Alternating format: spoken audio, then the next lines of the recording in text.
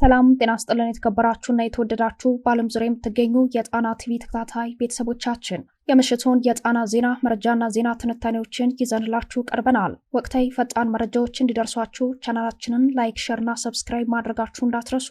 እስከ መጨረሻው አብራችሁ እንድትቆዩ አክብሮታዊ ግብዣችንን ያስቀደምን። በቅድሚያም አበይቶችን እናቀርብላችኋለን። የረጅም ዓመታት የውጊያና አዋጊነት ልምድ ባላቸው ወታደራዊ መኮንኖች የታቀደው የአፋብሃ ምኒልክ ዕዝ ዘመቻ ባናደው ሁለተኛ ሳምንቱ ላይ ደርሰዋል። ውጊያው ሰሜን ወሎ፣ ምዕራብ ወሎና ደቡብ ወሎ ዞኖችን አዳርሰዋል። ወልዲያ በሶስቱ በሯ እንደተከበበች ነው። ደሴ ጦሳ ተራራ አናቱ ላይ የፋኖ ኃይሎች ገዢ መሬት ተቆጣጥረዋል። ጋሸና ተከባለች።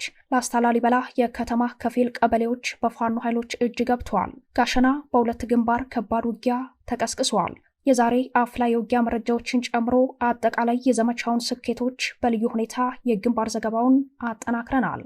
በሸዋ ግንባር የፋኖ ኃይሎች ከባድ ውጊያዎችን ሲያካሂዱ ውለዋል። ውጊያው የወሎ ቤት አማራ ተዋሳኝ ቀጠናዎችን ጭምር የሸፈነ ሆነዋል። በመራቤቴና በይፋት ቀጠና በተካሄዱ ውጊያዎች ወሳኝ የተባለላቸው ድሎች ተመዝግበዋል። አጣዬ ከተማ ድረስ ዘልቀው ስለገቡት የፋኖ አናብስቶች የውጊያ ውሎ ልብን የሚያሞቅ የድል መረጃ ይዘናል። በጎጃም የውጊያ ቀጠናዎች ጀብደኛው አገው ምድር ክፍለ ጦር ለተከታታይ 2 ቀናት ብርቱ ውጊያዎችን አድርጓል። የብልጽግና ሰራዊት በበኩሉ የተለመደ የጦር ወንጀሉን ፈጽሟል። ጎጃም እንዴት ዋለ ስንል የግንባር መረጃውን አጠናክረናል።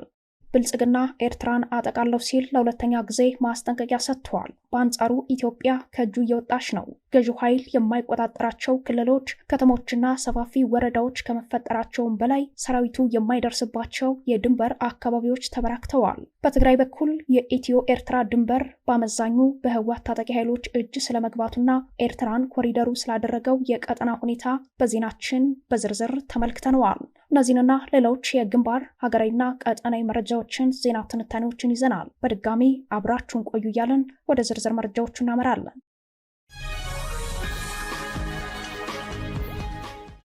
በቅድሚያም ሰበር የግንባር መረጃዎችን ወደምንመለከትበት የዜና ምዕራፋችን እናመራለን። የአማራ ፋኖ ብሔራዊ ኃይል ምስራቅ አማራ ቀጠና ምኒልክ ዕዝ የልጅ ኢያሱ ኮር የአዲስ ምልምል የፋኖ ሰራዊት እየመዘገብ እንገኛለን።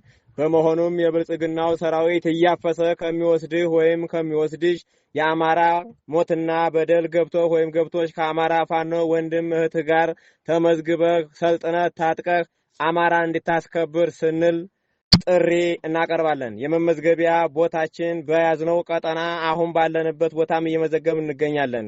ቦታዎቹ ጊራና፣ ሊብሶ፣ መሃል አምባ፣ ውርጌሳ፣ ውጫሌ፣ ጭሳና ሮቢት ናቸው። ይህ የድል አድራጊው ፋኖ ድምፅ ነው። ዘመቻ ባናደው ባለፉት 14 ቀናት ካስመዘገባቸው ስትራቴጂካዊ ድሎች አንዱና ዋነኛው የፋኖ ኃይሎች ነፃ ባወጧቸው ቀጠናዎች እግርን መትከል ነው። የሰማችሁት ድምፁም እግር የመትከል ዋና ማሳያ ነው። የፋኖ እግር መትከል ነፃ በወጡ ቀጠናዎች አስተዳደራዊ መዋቅር መዘርጋት ብቻ ሳይሆን ወጣቶች ለአማራዊ ህልውናቸው እንዲፋለሙ ማስታወቂያ በማውጣት በፈቃደኝነት ላይ የተመሰረተ ምዝገባ ማድረግንም ይጨምራል። ይህን ወታደራዊና ፖለቲካዊ ትርጉም ያለው ውጤት የጉዳዩ ተከታታዮች የብልጽግናው አገዛዝ ወገብ መቁረጥ የፋኖ እግር መትከል ብለውታል። አፋብሃ ምኒልክ ዕዝ መስከረም 14 2018 ከጠዋቱ 12 ሰዓት ጀምሮ በአምስቱም ኮሮችና በእዙ ልዩ ዘመቻ በኩል ያወጀው ዘመቻ ባናደው ዛሬ 14ኛ ቀኑን አስቆጥሯል። ባለፉት 2 ሳምንታት የፋኖ ኃይሎች የዘመቻ አፈጻጸም ውጊያ አቅዶ መዋጋት ብቻ ሳይሆን የጠላትን የውጊያ ጭንቅላት ቆርጦ መጣልን ይጨምራል። የረጅም ዓመታት የውጊያና አዋጊነት ልምድ ባላቸው ወታደራዊ መኮንኖች የታቀደው የአፋብሃ ምኒልክ ዕዝ ዘመቻ ባናደው እጅን በአፍ የሚያስጭኑ ድሎች እየተመዘገበበት ሁለተኛ ሳምንቱ ላይ ደርሰዋል። ሰሜን ወሎ፣ ምዕራብ ወሎና ደቡብ ወሎ ዞኖችን አዳርሰዋል። ወልዲያ በሶስቱም በሯ እንደተከበበች ነው። ደሴ ጦሳ ተራራ አናቱ ላይ የፋኖ ኃይሎች ገዢ መሬት ተቆጣጥረዋል። ላስታ ላሊበላ የከተማ ከፊል ቀበሌዎች በፋኖ ኃይሎች እጅ ገብተዋል። ይህ ዜና በተጠናቀረበት ምሽት ከበባ ውስጥ የሰነበተችው ጋሸና ከተማ በሁለት አቅጣጫ የፋኖ ኃይሎች ማጥቃት ጀምረዋል። በከተማዋ የ105ኛ ኮማንዶ ክፍለ ጦርን ጨምሮ የሰሜን ምስራቅ ዕዝ 803ኛ ኮርና ለውጊያ ድጋፍ ሰጪ መድፈኛ ኃይል በውጊያው የተሰማራ ሲሆን የፋኖ ኃይሎች መብራት ኃይልና ጥምጥማት በተሰኙ የከተማው ወታደራዊ ካምፖች ላይ በማጥቃት ላይ ናቸው። አገዛዙ ጋሸና ከተማን ላለመልቀቅ 2 ጄኔራል መድፎች፣ በርካታ ሞርተሮችና ዙ 23 ከባድ መሳሪያዎችን በመጠቀም ላይ ነው።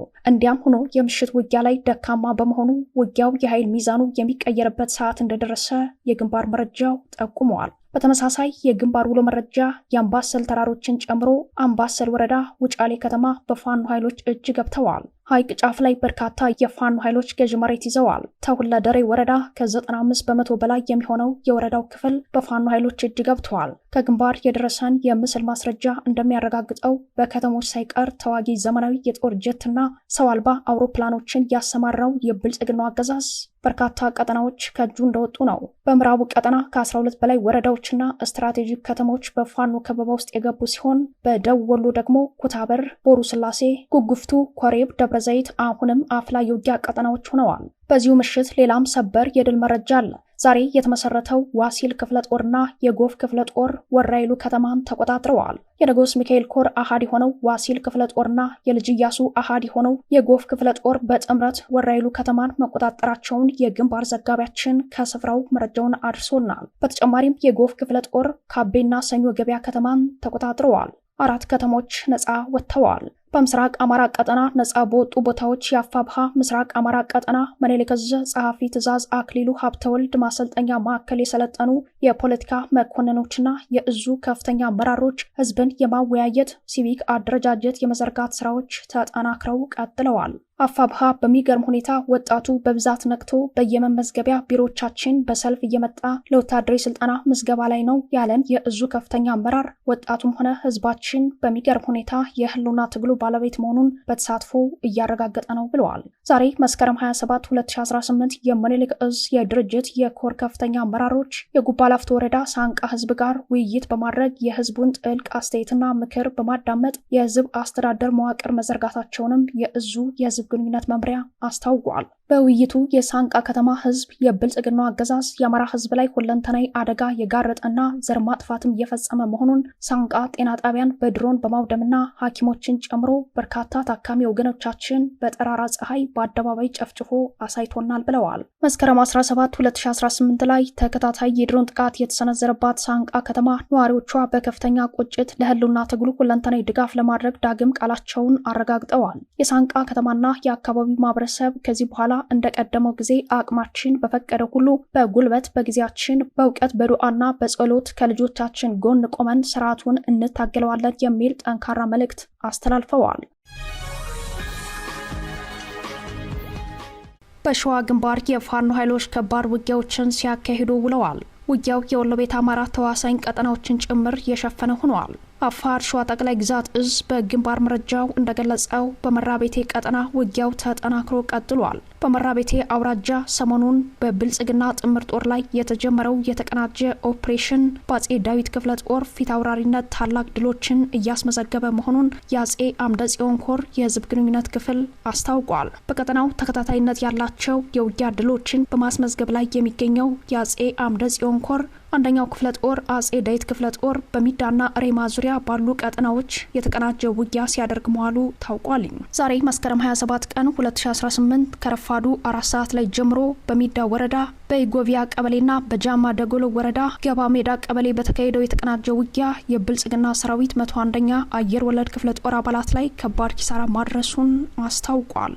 በዛሬው የመራቤቴ ውጊያ አባት አርበኛ ፋኖች ከመደበኛ ተዋጊ ኃይሉ ጎን ተሰልፈው መዋጋታቸውን የግንባር መረጃው አመላክተዋል። የ101ኛ አየር ወለድ ክፍለ ጦር አባላት መነሻቸውን ከሬማ 01 ከተማ በማድረግ ወደ ኢጎቪያ ቀበሌ በወታደራዊ ተሽከርካሪ በጉዞ ላይ ያሉ በፋኖ ኃይሎች የጥቃት መረብ ውስጥ መግባታቸውን የገለጸው የግንባር መረጃው ለጊዜው ቁጥሩ በውል ያልታወቀ የኮማንዶ አባላቱ የህይወትና የአካል ጉዳት ማስተናገዳቸውን፣ በአውደ ውጊያው በርከት ያለ የነፍስ ወከፍና የቡድን የጦር መሳሪያ ምርኮ እንደቀናው የአጼ አምደ ጽዮን ኮር አስታውቋል። በፋኖ ኃይሎች ክፉኛ የተመቱ የአየር ወለድና ኮማንዶ አባላቱ ለውጊያ ድጋፍ የሚሰጠው ሞተረኛ ኃይሎች አከታትለው በወረወሩት የሞርተር ቅንቡላ ጥቃት ንጹሐንን መጉዳታቸውም ታውቋል። ውጊያው የሸዋና የወሎ ተዋሳኝ ቀጠናዎች ጭምር የሸፈነ በመሆኑ የሞርተር ጥቃቱ በወሎ ቤት አማራ ጃማ ደጎሎ ድረስ እንደዘለቀ የግንባር ዘገባው ያሳያል። በተለይም ልዩ ቦታው አርሴማ በተባለ ስፍራ አንድ የቤተሰብ አባላት እንደጎዳ መኖሪያ ቤቱንም ሙሉ በሙሉ ማቃጠሉን የኮሩ የህዝብ ግንኙነት ክፍል ኃላፊው ከግንባር ያደረሰን መረጃ ያመላክታል። የዜና እስከተጠናቀረበት ከሰዓት በኋላ ድረስ ውጊያው እየተካሄደ መሆኑን የገለጸው የኮሩ የግንባር መረጃ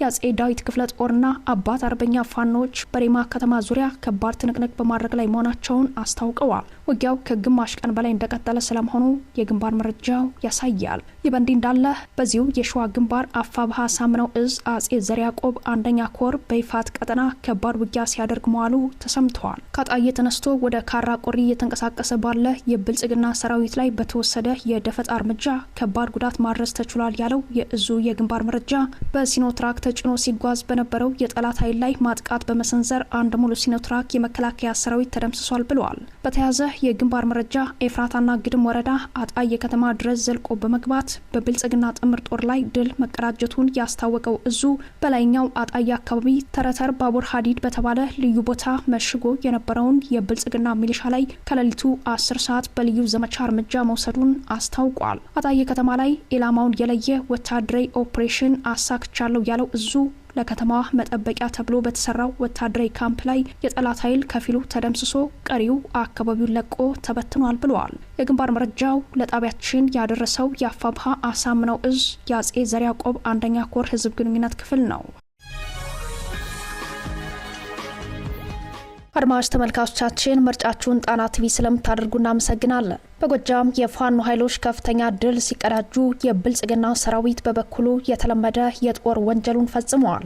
አፋብሃ ቴዎድሮስ እዝ ጎጃም አገው ምድር ክፍለ ጦር ቲሊሊ ዘንገና ብርጌድ ለተከታታይ 2 ቀናት ብርቱ ውጊያዎችን አድርጓል። ከቡሬ ወደ ቲሊሊ በጉዞ ላይ የነበረውን የብልጽግና ሰራዊት ቲሊሊ ከተማ አቅራቢያ ጥቃት በመክፈት አንድ ተሳቢ ሙሉ ሰራዊቱን ሞትና ቁስለኛ ማድረጉን አስታውቋል። ኩርብ ተራራ ላይ በተፈጸመ ጥቃት አንድ ተሳቢ ኃይል አመድ ሆኗል የሚለው የእዙ የግንባር መረጃ የ3ኛ ክፍለ ጦር አካል የሆነው ቲሊሊ ዘንገና ብርጌድ ከኮሶበር እስከ ወንዲ 2 አውደ ውጊያዎችን ማድረጉን በ2 ተከታታይ ቀናት ውጊያዎችን በርከት ያለ ድል የፋኖ ኃይሎች እንደቀናቸው እዙ በግንባር መረጃው አመላክተዋል። ቲሊሊ ዘንገና ብርጌድ በቀጠናው ተደጋጋሚ ውጊያዎችን በማድረግ የሚታወቅ የአገው ምድር ክፍለ ጦር አካል ነው። ይህ በእንዲህ እንዳለ የብልጽግና ሰራዊት በዚሁ የጎጃም ቀጠና አንድ የ2ኛ ደረጃ ትምህርት ቤትን ማውደሙን የአካባቢ ምንጮች ጠቁመዋል። በደንበጫ ከተማ ዙሪያ የሚገኘው ጨረቃ 2ኛ ደረጃ ትምህርት ቤትን ለወራት ወታደራዊ ካምፕ አድርጎ የቆየው የብልጽግና ሰራዊት ትምህርት ቤቱን አውድሞት እንደወጣ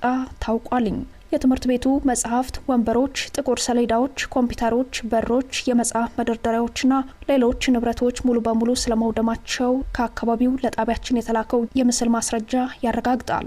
በአማራና አማራነት ላይ ሁለንተናዊ ጥፋት እያደረሰ የሚገኘው የብልጽግና አገዛዝ የትምህርት ተቋማትንና ሌሎች ማህበራዊ ተቋማትን ወታደራዊ ካምፕ በማድረግ በቆይታው ከሚያደርሰው ውድመት በላይ ጊዜያዊ ካምፑን ሲለቅ መሰረተ ልማቱን አውድሞ እንደሚለቅ በተደጋጋሚ ታይቷል። በአዲሱ የትምህርት ዘመን ትምህርት ቤቶች ከወታደሮችና ከፖለቲከኞች ካምፕነት ነጻ ሆነው አገልግሎት እንዲሰጡ የፋኖ ኃይሎች የወሰዱትን አቋም በሚቃረን መልኩ አገዛዙ የትምህርት ተቋማትን ካምፕ አድርጎ እንደቀጠለ ነው። ከሰሞኑ አገዛዙ በይፋይ መረጃው እንዳመነው በአማራ ክልል 2445 ትምህርት ቤቶች ዝግ መሆናቸውን የገለጸ ሲሆን ከነዚህ ውስጥ ከ1000 በላይ የሚሆኑት ከታለመላቸው ዓላማ ውጪ እየዋሉ ነው ሲል ወታደራዊ ካምፕ መደረጋቸውን በትምህርት ቢሮ በኩል መስክረዋል። በአማራ ክልል ከሚገኙ 11069 ትምህርት ቤቶች ውስጥ የተማሪዎች ምዝገባ ያከናወኑት 8624 ያክሉ ብቻ መሆናቸው ተገልጿል። 2445 ያክሉ ምንም አይነት የተማሪዎች ምዝገባ እንዳልተከናወነባቸው ተጠቁመዋል። ከ1000 በላይ የሚሆኑ ትምህርት ቤቶችን ወታደራዊ ካምፕ ያደረገው አገዛዙ አማራው በተማረ የሰው ኃይል እጥረት ከፍተኛ ማህበረሰባዊ ውድቀት ውስጥ እንዲገባ ታቅዶ የትምህርት ተቋማትን ማውደም የአገዛዙ ሰራዊት ተቀዳሚ ተግባሩ አድርጎ ይዞታል። የጦር ወንጀለኛው ብልጽግና የአማራ ህዝብ ላይ የከፈተው የዘር ማጥፋት ዓላማ ያለው ጦርነት ሁሉን አቀፍ ውድመት በማድረስ ላይ ሲሆን በትምህርት ዘርፉ የከፈተው የተጠና ጥቃት በአማራ ህዝብ ላይ የትውልድ ክፍተት ለመፍጠር ያለመ እንደሆነ መሬት ላይ ከሚታዩ እውነታዎች መረዳት ይቻላል። በመጨረሻም የብልጽግናው አገዛዝ ኤርትራ ላይ እርምጃ እንደሚወስድ አስጠነቀቀ። የብልጽግናው አገዛዝ ለሁለተኛ ጊዜ ኤርትራ ላይ እርምጃ እንደሚወስድ ማስጠንቀቂያ መስጠቱን የተመለከቱ መረጃዎች ወጥተዋል። በባለፈው ሰኔ ወር ከተላከው ደብዳቤ በተጨማሪ አገዛዙ በውጭ ጉዳይ ሚኒስተሩ በኩል ለተባበሩት መንግስታት ድርጅት ኤርትራን በማስጠንቀቅ ደብዳቤ ማስገባቱ ተሰምቷል። ደብዳቤው ከ4 ቀናት በፊት ኦክቶበር 2 2025 ለተመድ የገባ መሆኑን የጠቆሙት የመረጃው ምንጮች ለዋና ጸሐፊው አንቶኒዮ ጉተሬዝ የገባው ደብዳቤ የኤርትራ መንግስት በሉዓላዊነት ጉዳይ የሚከስ ነው ተብሏል። ህወሓትን ጨምሮ ሌሎች በክልሉ የሚንቀሳቀሱ ታጣቂዎችን እየደገፈ የኢትዮጵያ ሉዓላዊነት እየተዳፈረ መሆኑን በማንሳት የኤርትራ መንግስትን ይወነጅላል የተባለው ደብዳቤ በሉዓላዊነቷ ላይ የሚደረገውን እንቅስቃሴ ለማስቆም ህጋዊ፣ ሞራላዊና ተፈጥሯዊ መብትን የማስጠበቅ ጉዳይን እንደሚያነሳ ተጠቁመዋል። ለሁለተኛ ጊዜ የገባው ደብዳቤ ፖለቲካዊ አንደምታው አብይ ድንበር ተሻጋሪ ጦርነቱን ምክንያታዊ ለማድረግ ለጥጠው ያቀረቡት ውንጀላ ነው የሚሉ አካላት እንዳሉ ሁሉ በክሱ ላይ የተመለከቱ ነጥቦች በተለይም የኤርትራ መንግስት ከህወሓት ጋር የፈጠረው ግንኙነት ገሃድ የወጣ ነው ሲሉ የሚሞግቱም አልጠፉም። በጉዳዩ ላይ ያነጋገርናቸው አንድ የቀጠናው ፖለቲካ ታዛቢ በበኩላቸው ዓለም አቀፍ ህጉን በሚጻረር መልኩ ተደጋጋሚ ፖለቲካዊና ወታደራዊ ዛቻዎችን ያሰሙት የብልጽግናው ባለስልጣናት የኢትዮጵያን ብሔራዊ ጥቅም አደጋ ላይ ጥለውታል ብለዋል። በተለይም የዓለም አቀፍ ህግ ጉዳይ ከተነሳ የትኛውም ዓለም አቀፍ ህግ የሚቆመው የሀገራት ሉዓላዊነት በማክበር ላይ መሆኑ እየታወቀ አብይ አህመድን ጨምሮ ፖለቲከኞቻቸውና ጄኔራሎቻቸው በተከታታይ ያሰሟቸው ዛቻዎች ውጥረቱን እንደጨመሩት ገልጸዋል። ከዚህ ቀደም አብይ አሰብ ላይ የኮሪደር ፕሮጀክት እንሰራለን፣ አሰብ በረሃማ እንደመሆኑ መጠን ዛፍ ተክለን ለኑሮ ምቹ አድርገን አስውበን ገንብተነው ብዙ ሰዎች እንዲኖሩበት እናደርጋለን ሲሉ መናገራቸው ይታወሳል። የኢትዮጵያን ዘላቂ ጥቅሞች ሊያሳጣ በሚችል የጦርነት ፖሊሲ ውስጥ ገብተው ሀገሪቱንና ቀጠናውን እያመሱ የመቀጠል ፍላጎት ያላቸው አብይ አህመድ ከኢትዮጵያ የግዛት ወሰን ውጪ የሆነን ቦታ ደጋግመው መጥራታቸው ይህም የጦርነት ፖሊሲያቸው አካል እንደሆነ በዓለም አቀፍ ማህበረሰብ ፊት ራሳቸውን እያጋለጡ በቀጠሉበት ሁኔታ ኤርትራን በተመለከተ ለሁለተኛ ጊዜ የማስጠንቀቂያ ደብዳቤ ለተመድ ጽፈዋል። በፖለቲከኛና ጄኔራል ካድሬዎቻቸው በኩል ድንበር ተሻጋሪ የሆነ ጦርነት በማነሳሳት ላይ የሚገኙት አብይ ከዚህ ቀደም በካድሬዎቻቸው በኩል ኤርትራ ልትወረን ነው፣ ኢትዮጵያ ያለ ወደብ እንድትኖር የተፈረደባት በጠላቶቿ ሴራ ነው፣ መንግስታችን አሰብ ወደብን ወደ ባለቤቱ ኢትዮጵያ ለማስመለስ ያደረገው ዲፕሎማሲያዊ ጥረት በኤርትራው መንግስት ግትር አቋም ሊሳካ አልቻለም፣ ያለን ብቸኛ አማራጭ ኃይላችንን አስተባብረን አሰብን ማስመለስ አለብን፣ ለዚህ ደግሞ ህዝብ ከመንግስት ጎን ሊቆም ይገባል የሚል የመንግስት ሰራተኞች ውይይት በየክልሉ እንደተጀመረም ከአማራና አፋር ክልሎች የተገኙ መረጃዎች ያሳያሉ። ኢትዮጵያ እንደ ሀገር ከኤርትራ ጋር ሊኖራት የሚችለውን ዘላቂ ጥቅም በሰከነ የድርድር መንፈስ መፍታት የሚቻልበት እድል በጦርነት ፖሊሲያቸው እያበላሹት ያሉት አብይ በውጭ ጉዳይ በኩል ለሁለተኛ ጊዜ ወደ ተባበሩት መንግስታት ድርጅት የላኩት ደብዳቤ በኤርትራ መንግስት በኩል ይህ ዜና እስከተጠናቀረበት ሰዓት ድረስ የተሰጠ ምላሽ የለም። እንዲያም ሆኖ የኤርትራ መንግስት ግልጽ የወረራ አደጋ አለብኝ በሚል ግምገማው በድንበር አካባቢ በተለይም በአሰብ በኩል ሜካናይዝድ ጦሩን ጨምሮ በርካታ ኃይሉን አሰልፈዋል። ትግራይንም እንደ መከላከያ ወረዳ ወይንም በፈር ዞን ለመጠቀም እንዳሰበ ወታደራዊ መረጃዎች ያሳያሉ። ቀጠናዊ ቀውሱን እንደ ድል ለመጠቀም እየሰራ የሚገኘው ህወሓት በበኩሉ ከሰሞኑ ባወጣው የአቋም መግለጫው ላይ በትግራይና በኤርትራ ህዝብ ላይ ያንዣበበውን ብሎም ምስራቅ አፍሪካን ወደ ባሰ ትርምስ የሚዳርግ የጦርነት አደጋ በሩቁ ለማስቀረት በበኩላችን የምንችለውን ሁሉ ጥረት እንደምናደርግ እያረጋገጥን እናንተም ጮክ ብላችሁ ድምጻችሁን በማሰማት የበኩላችሁን ጥረት እንድታደርጉ ጥሪያችን እናስተላልፋለን ሲል መግለጹ በህዝብና በሰላም ስም የአጋርነት ጥሪ አቅርበዋል። በተጨማሪም በአሁኑ ሰዓት በትግራይ በኩል የሚገኘው የኢትዮ ኤርትራ ድንበር በአብዛኛው በህወሓት ታጣቂ ኃይሎች እጅ መግባቱ ታውቋል። በኤርትራ ኃይሎችና በህወሓት ታጣቂ የመመታት ስጋት የገባው የብልጽግና ሰራዊት ወሳኝ የሚባሉ የድንበር ቀጠናዎችን መልቀቁን ተከትሎ በባድመ አቅጣጫ በኩል ያሉ የአዲ ነብሪ ኢድ፣ ሽራሮ፣ ገመሃሎ፣ ሰንበል፣ ገዛ ተጋሩ፣ ሸሸቢት፣ ሸላሎ፣ አዲ ተክላይ ቀጠናዎች በሙሉ በህወሓት የታጠቀ ኃይል እጅ ገብተዋል። ብልጽግና በበኩሉ በኢትዮ ኤርትራ አዋሳኝ ስፍራዎች ወታደራዊ ዝግጅት ያደረገ ቢሆንም በአመዛኙ በአፋር ቀጠና ያለውን የሚሸፍን ሲሆን በትግራይ በኩል ያለው የድንበር ቀጠና በህወሓት ታጣቂ ኃይሎች እጅ እንደገባ ነው። ክቡራትና ክቡራን ቤተሰቦቻችን ለምሽቱ የተሰናዱት መረጃዎቻችን የተከታተሏችኋቸውን ይመስሉ ነበር። አብራችሁን ስለቆያችሁ ልባዊ ምስጋናችን ድረሳችሁ እያልን የጣና ቲቪ ወቅታዊ ዜናዎች፣ ትንታኔዎችና ልዩ ልዩ ፕሮግራሞች እንዲደርሷችሁ ቻናላችን ሰብስክራይብ በማድረግ ቤተሰብ ይሁኑ። በተሳትፎ የትግል ሚዲያው እንዲያጠናክሩ ጥሪያችን እናቀርባለን። ጣና ሳተላይት ቲቪ ከሀቅ ጋር